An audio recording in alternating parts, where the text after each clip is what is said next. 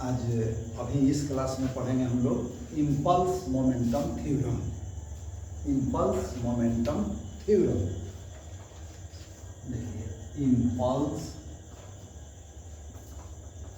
Momentum theorem, Hindi में इसको पढ़िए आवेग संवेग सिद्धांत।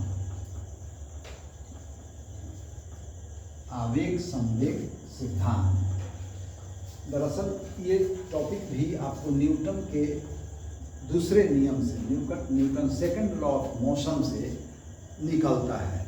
Newton second law of motion तो आपको एक तरह से समझिए कि फोर्स का डिफिनीशन बता देता है। आप जानते होंगे the rate of change in momentum is directly proportional to the applied force.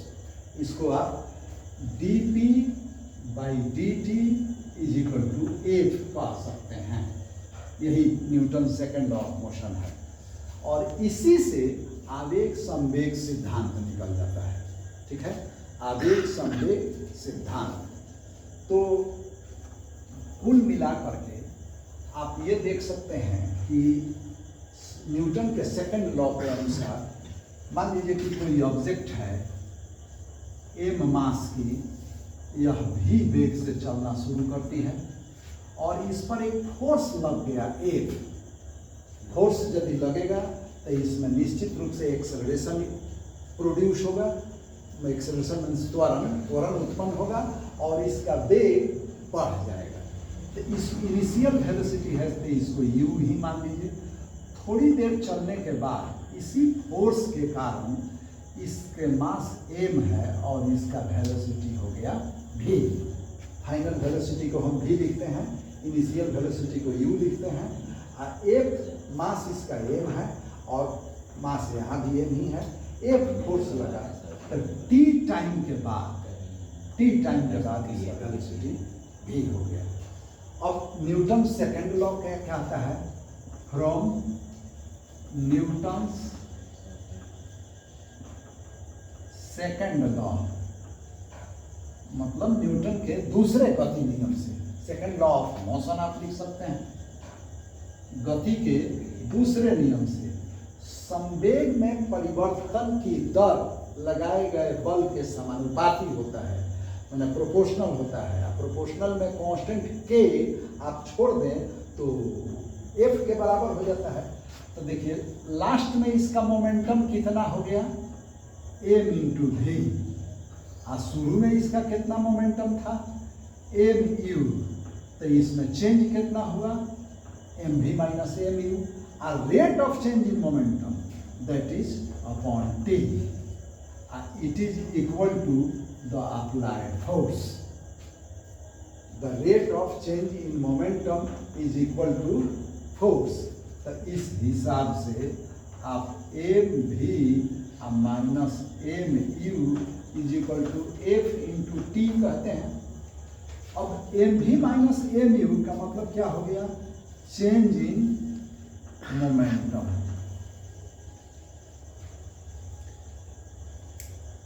मतलब संवेग में परिवर्तन, मोमेंटम को हिंदी में संवेग कहते हैं। तो चेंज इन मोमेंटम हो गया। एफ इंटू टी ये आवेग है, इम्पल्स हो गया। एफ इंटू टी इम्पल्स का डिफिनीशन ही होता है कि the product of force and time is equal to impulse. मतलब बल और समय के गुणनफल को आवेग कहते हैं। अब आपका इम्पल्स मोमेंटम थ्योरम यही हो गया। The change in momentum of an object is equal to the applied force. यही impulse momentum theorem है। The change in momentum is equal to the applied force. Applied momentum at impulse F into T है। F into T, F into T ये impulse के बराबर हो गया। एक बार फिर से कहते हैं the change in momentum is equal to the applied impulse, applied impulse of the applied force। Change in momentum impulse के बराबर होता है। यही आपका इम्पल्स मोमेंटम थ्योरम है। अब इसका यूज करके एक बात आप देखिए कि बचपन से बहुत पहले से आप पढ़े होंगे कि क्रिकेट प्लेयर कैच लेते समय हाथ पीछे क्यों कर लेता है, इसी के आधार पर बता सकते हैं। तो क्रिकेट प्लेयर कैच लेते समय हाथ पीछे क्यों कर लेता है, इसका तो सीधा सा आंसर है कि चोट कम लगेगा, चाहे उछलने का डर कम रहता है। लेकिन इससे आपको पता चलेगा कि आखिर चोट क्यों कम लगती है। ठीक है, तो एक बात यहाँ देखिए आप, मान लीजिए कि एक ऑब्जेक्ट है यहाँ, यह भी बॉल, मतलब एक बॉल है यहाँ m मास का, एक बॉल यहाँ भी है m मास का। ये u वेलोसिटी से, चाहे v वेलोसिटी से चल रहा है, ये भी v वेलोसिटी से चल रहा है। अब एक केस में हाथ पीछे करना है और एक केस में हाथ पीछे नहीं करना है। इसको इनिशियल वेलोसिटी u ही मानिए, यह u है। अब देखिए, इसको रोकने, हाथ कैच लिया और इसको रोकने के लिए इसको नीचे आया और यहाँ पर आके इसका फाइनल वेलोसिटी 0 हो गया। तो इसमें कुछ टाइम लगा t1। यहाँ इस केस में आगे बढ़ा नहीं, यहीं पे इसका, यहीं पे आते आते फाइनल वेलोसिटी 0 हो गया। तो इस केस में टाइम लगा t2। इसको रोकने के लिए भी कुछ फोर्स लगाया गया होगा, तो ये फोर्स मान लीजिए कि हम F2 लगाए। इसको रोकने के लिए भी कुछ फोर्स लगाया गया होगा, तो ये फोर्स हम F1 लगाए। तो अब दोनों के केस में ये फार्मूला हम चेक करते हैं। तो यहाँ भी mv minus mu is equal to F t आप रखेंगे तो वही हो गया m इंटू 0 और minus mu is equal to F1 into t1, और इस हिसाब से minus mu is equal to F1 into t1 हो गया।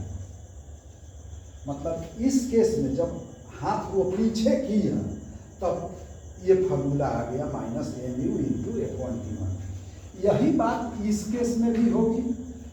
Principle of conservation of momentum यदि हम यहाँ लगाते हैं तो यहाँ भी तो यही ना होगा, mv minus mu is equal to f into T.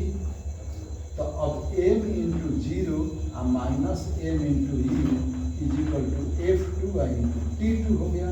तो इस हिसाब से minus mu is equal to f2 into t2 हो गया। ये इक्वेशन 1, ये इक्वेशन 2। दोनों ही केस में दोनों का LHS इक्वल है। तो इस हिसाब से आप लिख सकते हैं from 1 and 2 F1 T1 is equal to F2 T2। मैंने समीकरण 1 का LHS माइनस mu1 और समीकरण 2 का LHS माइनस mu1 दोनों बराबर है। तो दोनों का RHS भी बराबर हो गया, that is F1 T1 is equal to F2 T2। ये तो बात आ गई। अब इसमें आपको देखिए, इसमें स्पष्ट बुझा रहा है कि जब वो हाथ पीछे कर रहा है तो T1 टाइम लगा है, हाथ पीछे नहीं किया तो T2 टाइम लगा। तो स्वाभाविक है कि ये T1 is greater than T2, मैंने यहाँ ज़्यादा समय लगा है और यहाँ कम समय लगा है। और ये दो चीज़ का प्रोडक्ट यदि बराबर है और इसमें एक वो चीज़ बड़ा हो गया तो दूसरा चीज़ स्वतः छोटा हो जाएगा। तो F1 is smaller than F2 हो गया। तो इस हिसाब से देखिए हुआ क्या कि पीछे करने में टाइम बढ़ गया तो फोर्स घट गया, और फोर्स घट गया तो चोट कम लगेगी या गेंद नहीं उछलेगा। तो जब ये पूछा जाए कि क्रिकेट प्लेयर कैच लेते समय हाथ पीछे क्यों कर लेता है, तो सीधी सी बात है कि समय बढ़ाने के लिए टाइम बढ़ा देता है, इसलिए फोर्स घट जाता है। ठीक है, थैंक यू। अब देखिए, मान लीजिए कि यदि आपको ये वीडियो अच्छा लगा तो एक बात आप ध्यान से देखिए, जो जहाँ फिजिक्स में जो आपको प्रॉब्लम हुआ है उसको कमेंट में भेज दीजिए, हम उसको बता देंगे, फिर एक बार बताएंगे। चाहे जो टॉपिक आप नहीं पढ़े हैं उसको पढ़ा देंगे। सब्सक्राइब भी कीजिए। ठीक है।